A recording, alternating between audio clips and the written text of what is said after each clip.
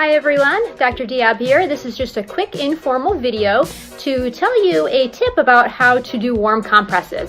So warm compresses we often recommend for a variety of different eyelid problems. So if you feel like maybe you're getting a sty or a chalazion on your eyelid, it's getting a little tender, or you have some swelling or some redness, you want to hit that hard with some warm compresses.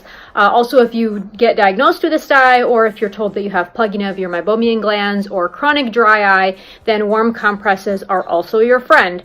So they're kind of a hassle for people because they often wet a towel or a washcloth with hot water and use that on your face, and then the water is dripping everywhere and it gets cold right away and you have to keep rewarming it. So it's a hassle, and that's one of the reasons why people don't do it. And if you try to do it in bed, you get your pillow wet. So I am going to tell you how to make a reusable compress that is dry, but it has moist heat. So you get to benefit from that, and you can use it over and over. So what you'll do is you'll take a clean sock. I have this really cute, wonderful pair of socks that were given to me this week by a patient as a holiday gift. But you can use any socks as long as the sock is clean, because you're going to be putting it on your eye.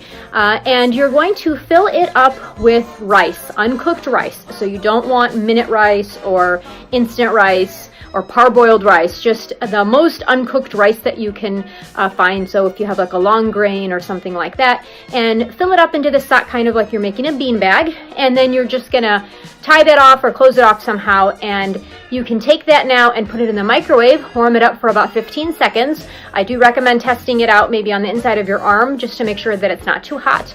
And you can put that on your eye and hold it there for as long as it's still warm, and then rewarm it and do it again.